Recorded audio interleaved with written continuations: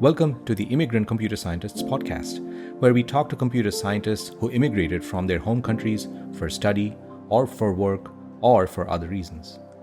In these oral history interviews, you will find established and renowned computer scientists from across academia and industry narrating their experiences of immigrating from where they grew up to a completely different land, often the US. My name is Indy Gupta, and I'm your host.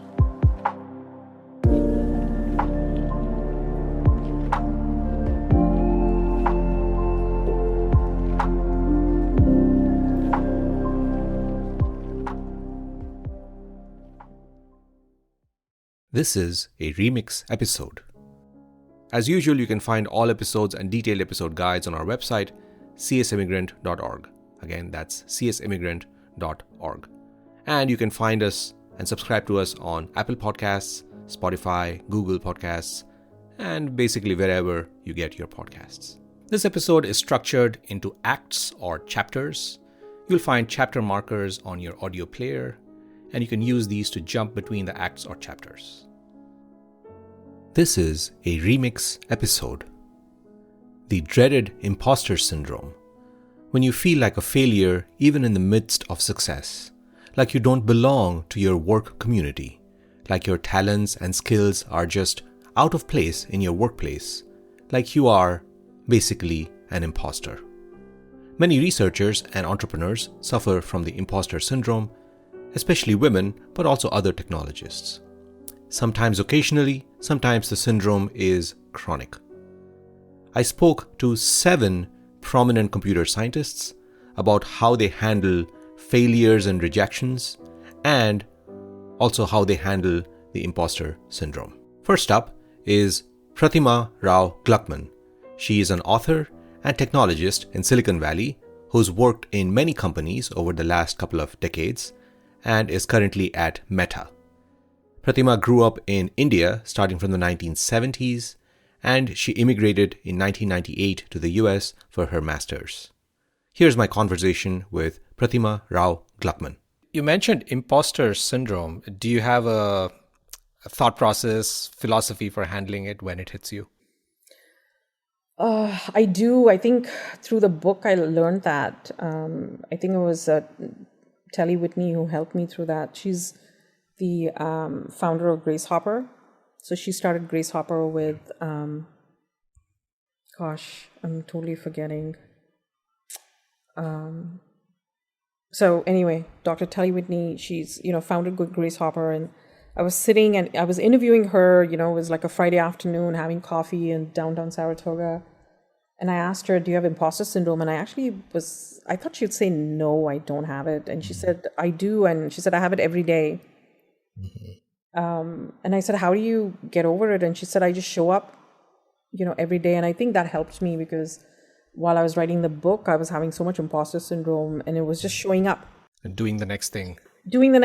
Right? Even if it was writing 15 minutes in a day, taking an hour break. I wrote a lot over the weekend, so it was time away from family, and I wrote best when I was sitting in Pete's Coffee, like down the street from my house, and I don't have that access anymore with COVID. Right? I felt like I was much more creative with noise around me and just my thoughts and music and just the bustling of people where I could just sit and become Zen-like at any point. And so I think just showing up, doing everything little by little, every day or every other day, and, you fall off the wagon, you get back on it, Yeah.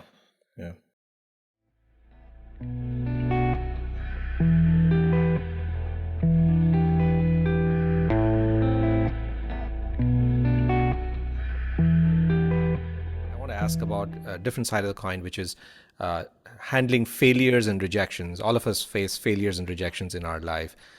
What is your philosophy towards approaching failures and rejections? It's interesting with failures and rejections. I feel like they're so important for your growth. Just imagine a world where you were only successful. Yeah. I think that would just be so boring. Like literally. Where you're always winning. You're always winning. I mean, Oh, I mean, how do you grow with that, right? And failures is so important, so critical for your growth in so many ways. And I think it brings in so much creativity and so much innovation, just not in your life, but in other people's lives, right? Even with this pandemic, it's been so tough, but there's been so much.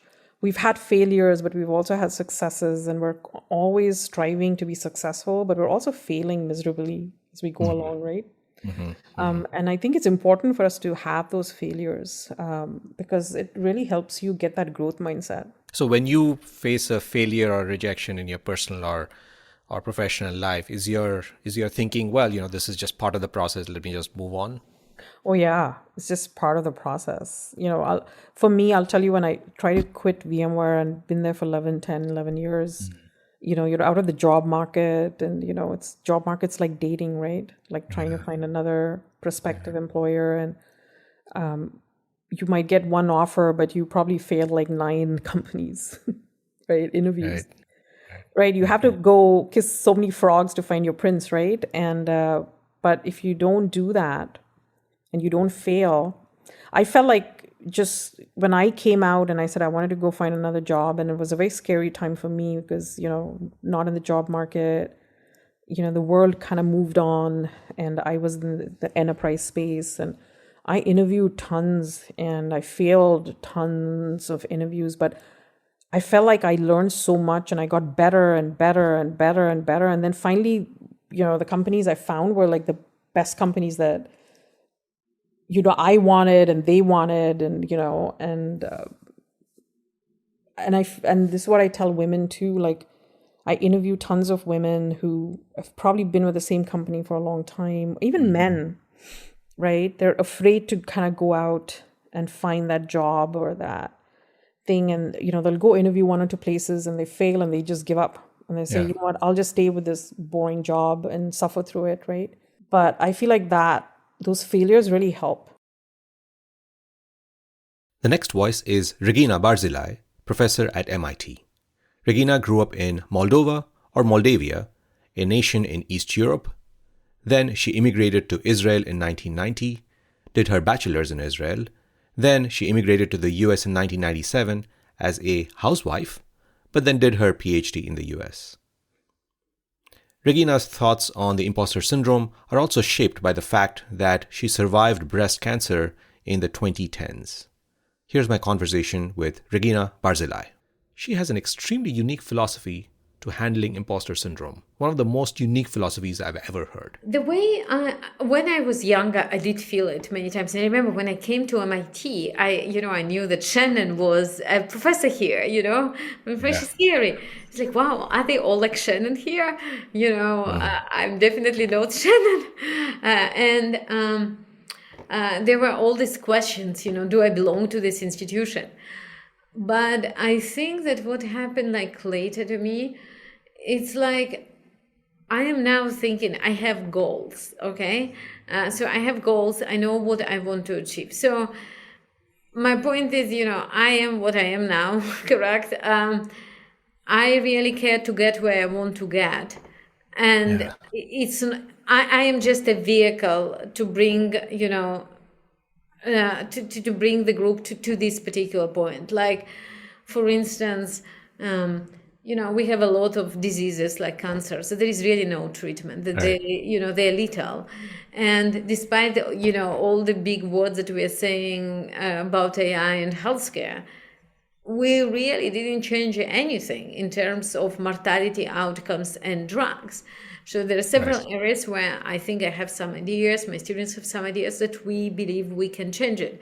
So that what really occupies my mind, how I can make a difference there. It's, who cares if I am smart or not smart? This is irrelevant. My thinking is, would we be able to push it through? So again, but it came with an age and the purpose. That's such an interesting philosophy, thinking of oneself as a vehicle for a certain kind of research or a certain kind of work to succeed. That philosophy kind of removes the I out of the situation. and essentially it addresses the imposter syndrome, but also addresses other things, and it gives the persistence and the energy to keep moving forward. It's a very interesting philosophy. The next voice is Tal Rabin, Head of Research at Algorand Foundation and Professor at UPenn. Tal grew up in Israel starting from the 1960s and immigrated to the US in 1994 for her postdoctoral studies. Tal Rabin's father, Michael O. Rabin, is also a famous computer scientist who won the Turing Award, that's the Nobel Prize in Computer Science, in 1976 when Tal was still a young girl. It's no surprise that Tal's thoughts on imposter syndrome are shaped by this fact. Here's my conversation with Tal Rabin. I first asked Tal about her perspectives on her father and his accomplishments. Your father was Michael O. Rabin, who was also an internationally prominent computer scientist, and he actually won the Turing Award, which is considered the Nobel Prize of Computer Science, in 1976. What was your experience like growing up with your father? Did you realize that he was such an accomplished computer scientist? Did that drive you? How was it in your early years? Of course, as a child, I had no idea. But my father, at some point, and for him, at a young age, he started getting awards. By the way, in 76, when he got the Turing Award, I didn't even know. It's not that this was something that was so big in the family and I was young and I didn't even know. But later on, he got some prizes when I was already aware of them. I think that really understanding the magnitude of my father's work and its impact on our society, on our digital society as we know it today, I think really came with understanding the technical material more. You can be told, oh my God, these results are amazing, and you can understand it on some level, but that it's amazing. But really, really, the depth of it came with the learning and the education that I got, which of course started in the university. And I think it's something very special for a child to understand what their parent does on such a deep level. And in fact, my dad just celebrated his 90th birthday. Wow. And there was an academic celebration in Jerusalem. And I spoke about that. And in preparation of this work, I again had this feeling that, just comes into your heart in a deep, deep way. And it's wonderful. And Tal also spoke about the feeling that one needs to overperform as a woman in the computer science and technology field. And a particularly sensitive topic came up when others brazenly compare Tal to her own dad. Mind you, Tal is a highly successful computer scientist in her own right, and yet some just can't help it. Listen on. And I can tell you that many, many times I've heard, oh my God, she's not like her father. Yeah. But then I would always think, and you are like my father? I mean, really, how many people are like my father? So what are you comparing? And on some levels, it's also true in the comparisons between other researchers. Yeah. And these comparisons, people would say the worst things to me. Yeah. For example, my father became an ICR fellow. And he didn't come to the conference at that point. He was really, really senior. And he asked me to give, and I was there at Crypto, and he asked me to give this ICR acceptance on his behalf. And he always was a great speaker, and he wrote a beautiful speech, and I gave it. Yeah. And afterwards, somebody came to me and said, and I was already an established researcher, much better than the guy who came up to me. And he says to me, you really need to get from underneath the wings of your father.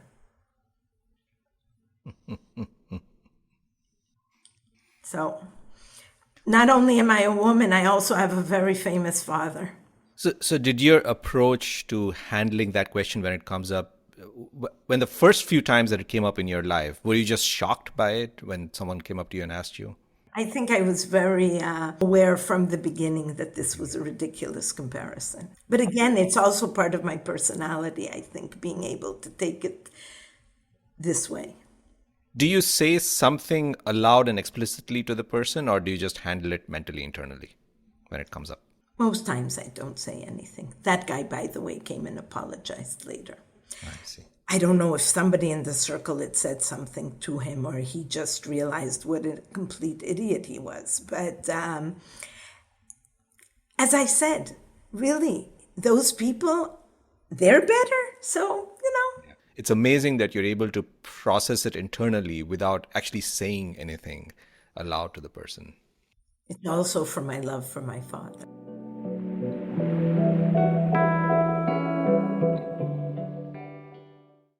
Next up is Jon Stoica, professor at UC Berkeley and founder of multiple immensely successful startup companies, Databricks, Conviva, and Anyscale.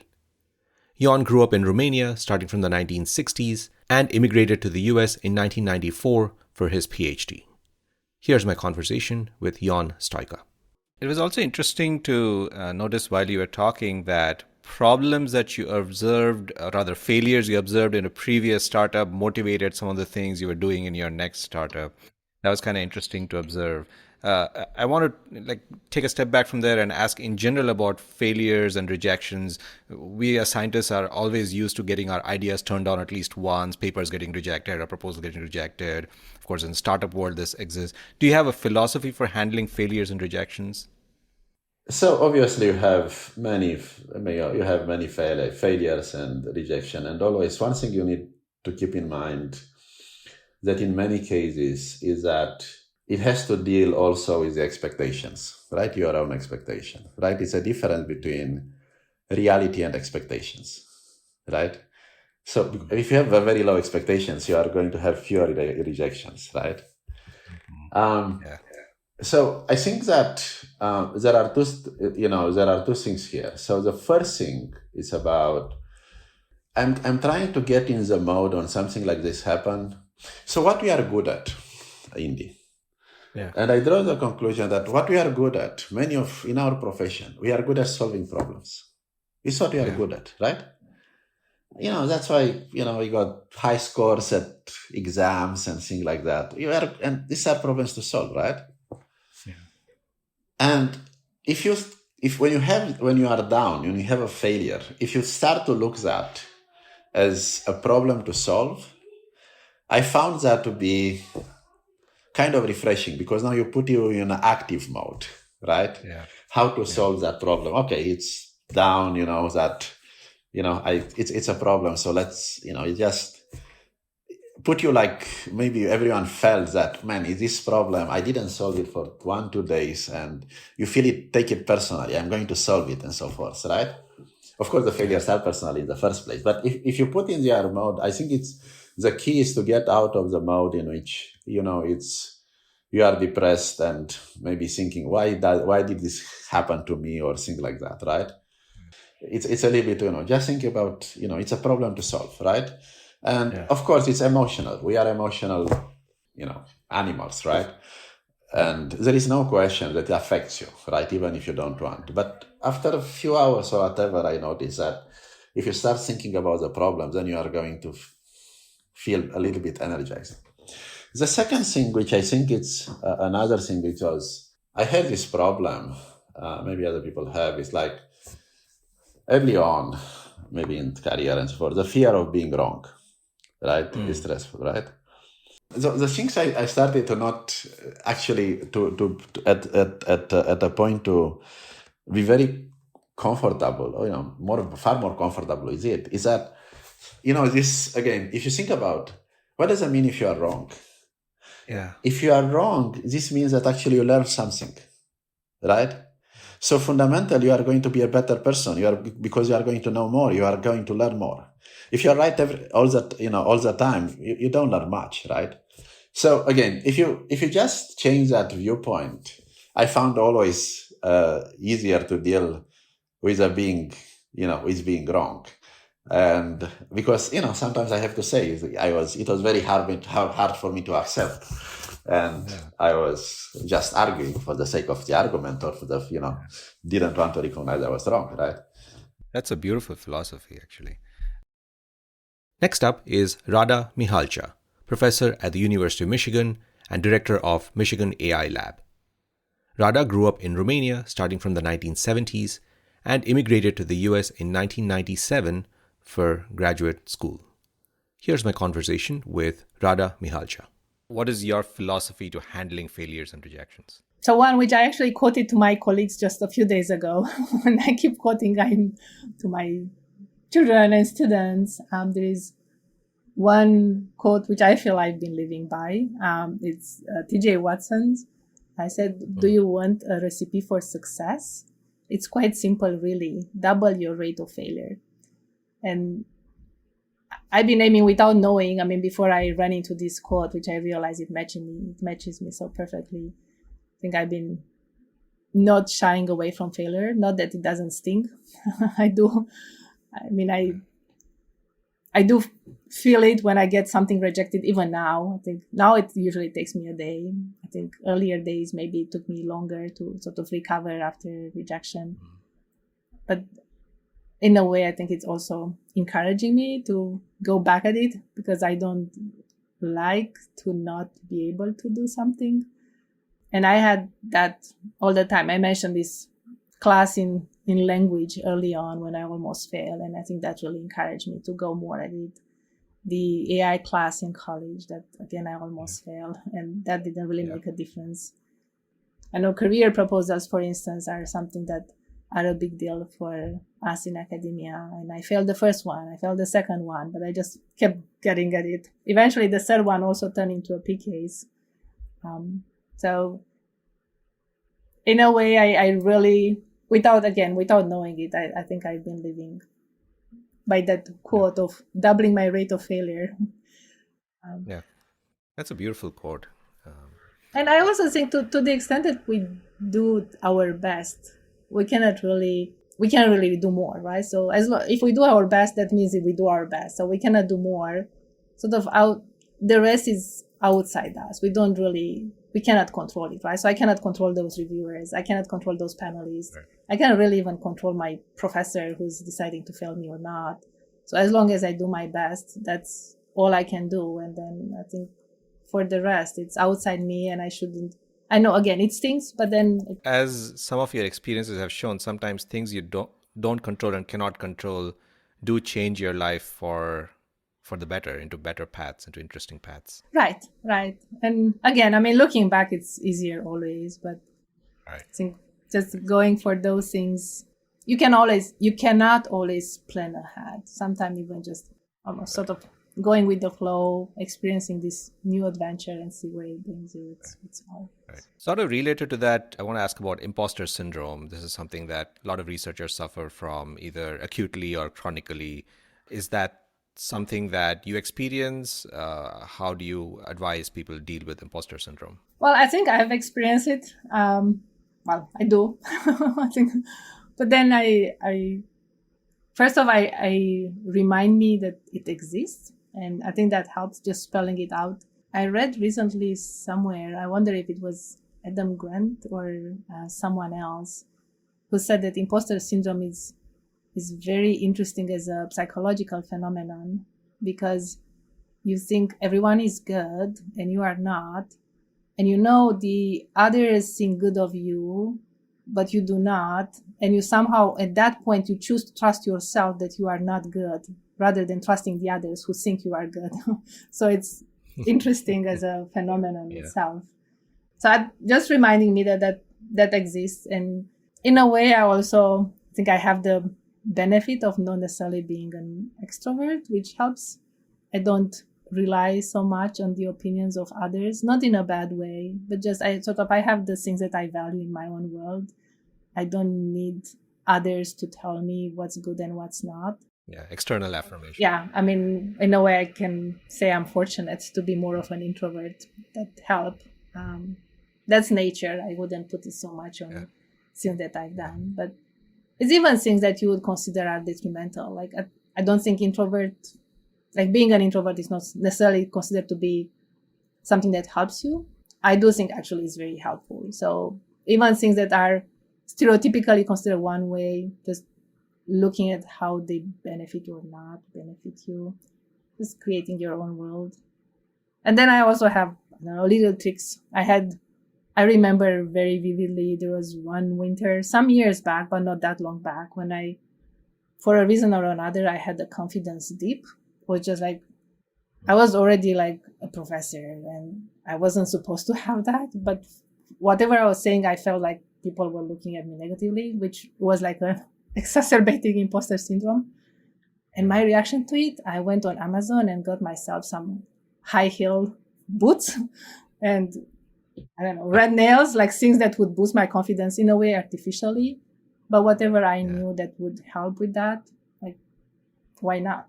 So that got me out of that confidence.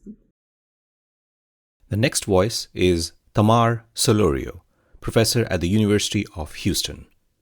Thamar grew up in Mexico starting from the 1970s, and after finishing her PhD from Mexico, she immigrated to the US in 2005 as a lecturer. Here's my conversation with Thamar Solorio.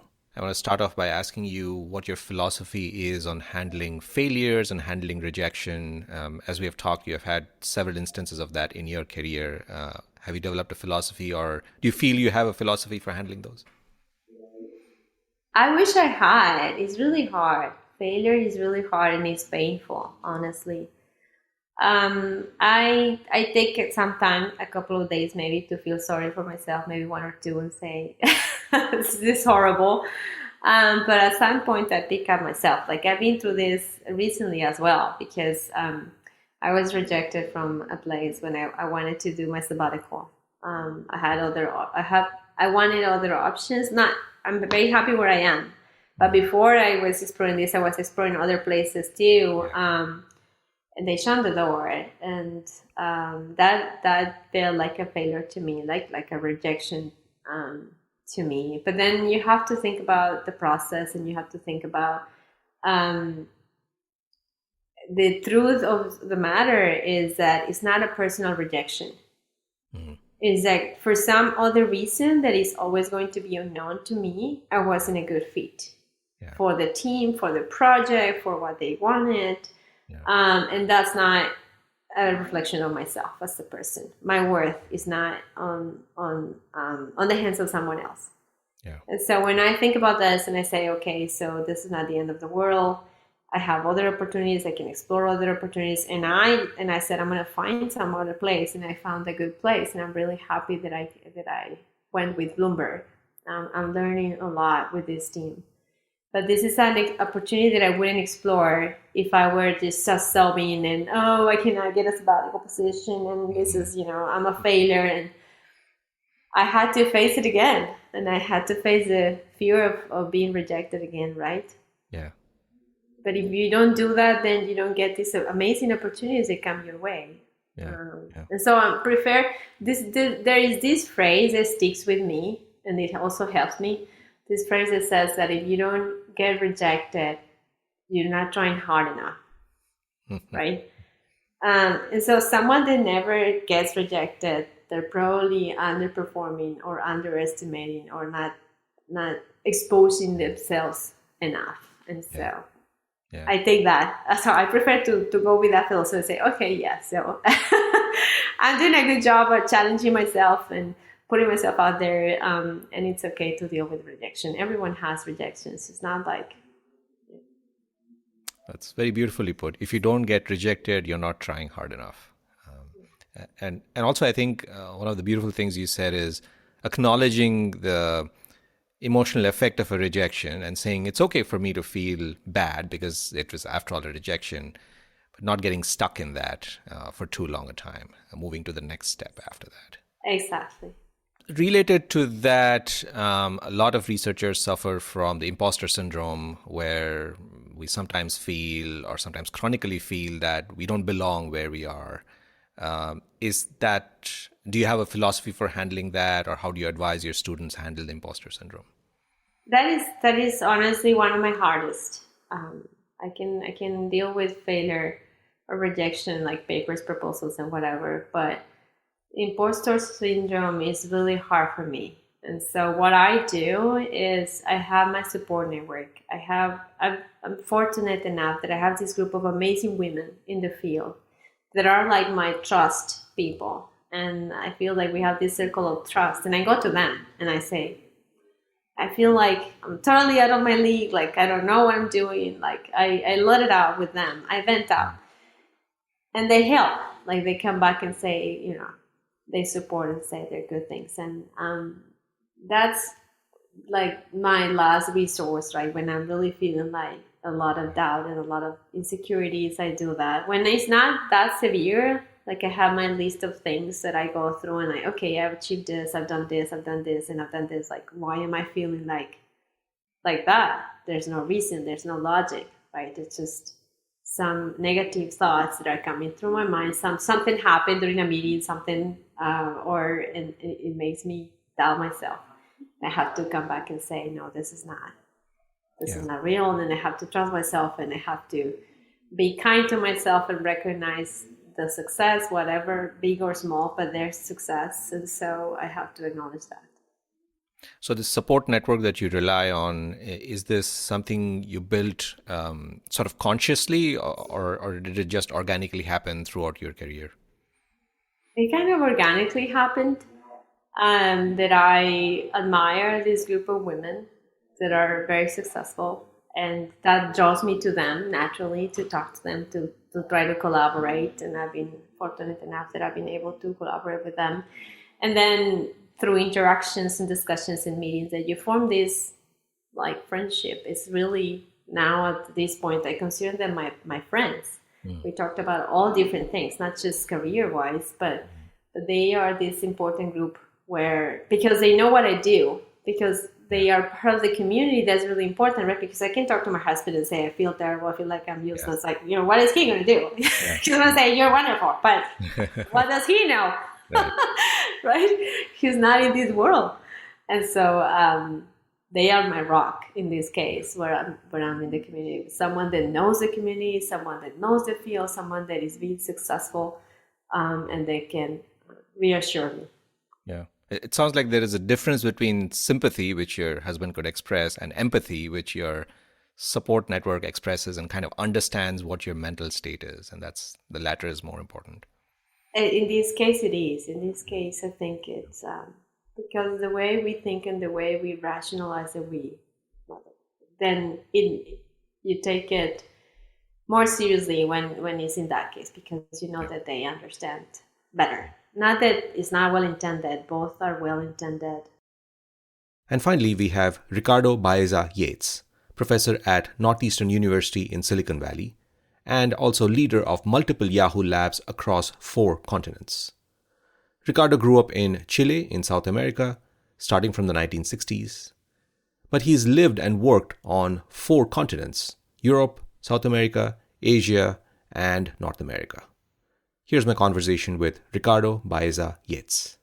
I want to ask about your philosophy for handling failures and rejections. In computer science, we get used to not just having papers rejected, but also having ideas rejected if you're in industry, or having proposals rejected if you're in academia.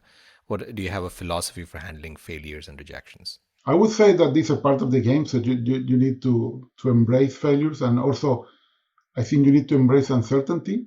That's something that people have a hard time to do, embracing uncertainty. I almost love uncertainty.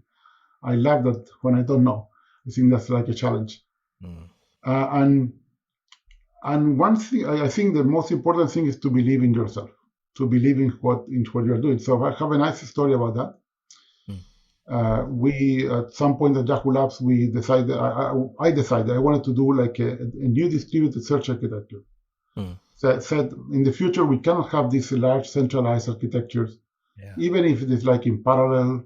Still, there are local networks, and the best will be to crawl in every country. So you have like many places to crawl, and then to index there, and then all local queries are answered in the local country, and so on. So we started that, and we found, so the idea was, okay, let's do exactly what the search engine can do today, but we can do it cheaper because it's distributed. That was the idea. And we worked many years about that because there are so many components. And finally, we had a paper that had a prototype running in 4 different countries, where we showed that basically we could do it like 20% cheaper, achieving the same results. Well, we sent it to the main conference, like SIGIR, we had 3 rejections. In one of them was 3 accepts.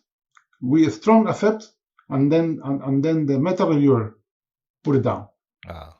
And one of the complaints was there's no comparison with other systems. And of course, it was new. There was no other system like this. And after 3 rejections, my co-authors said, okay, this is not good. Let's forget about it. I said, no, this is good. Someone will recognize it. And then we sent it to CIKM, which is a little bit less than the other conference. And they got the best paper award. So if the story teaches something, says, if you think it's good, you have to be insist and be resilient. So I think resilience is something that is very important. Sort of relatedly, I want to ask about imposter syndrome. Is that something that you ever experienced, or how do you advise people handle the imposter syndrome? I think I experienced that earlier.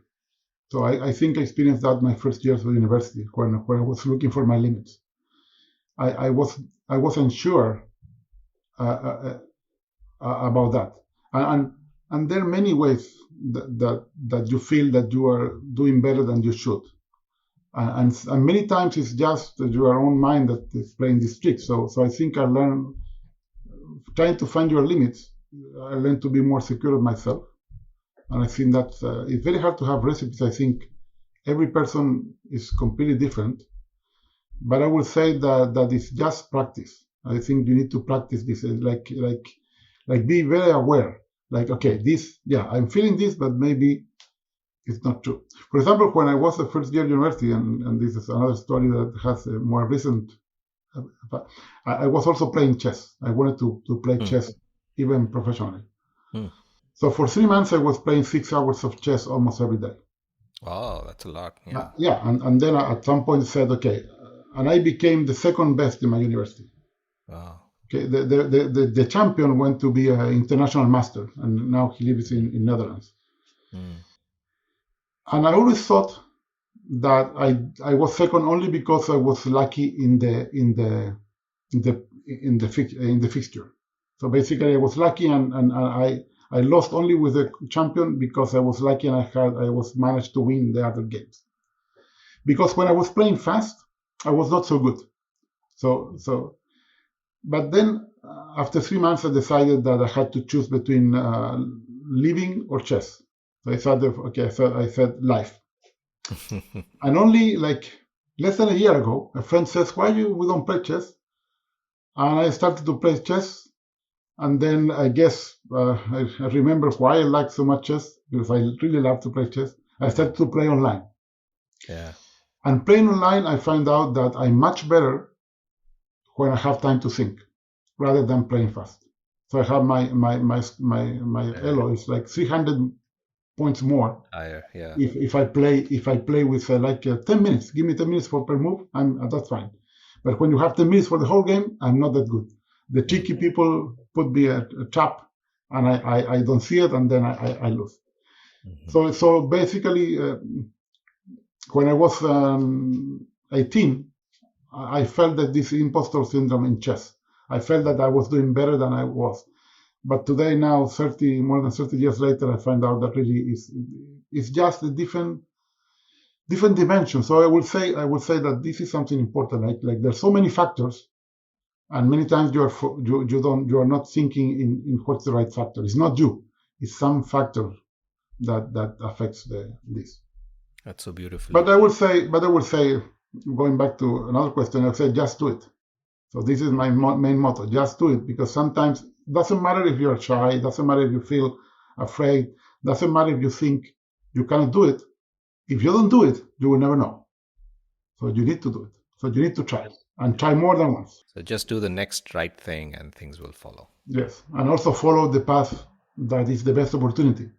Because if you plan too much, you will say, oh, this is not in my plan, but your plan is limiting you. It's basically cutting many roads that you can follow.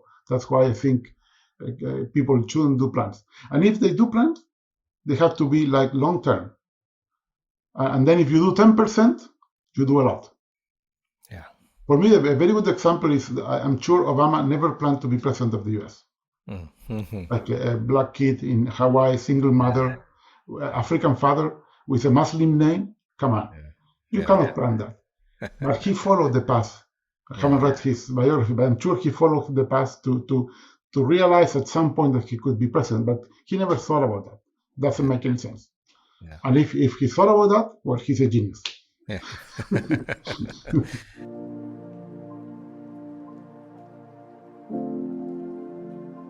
If you liked this episode, then you can also listen to the full interviews with each of these amazing technologists in season 2 of our show.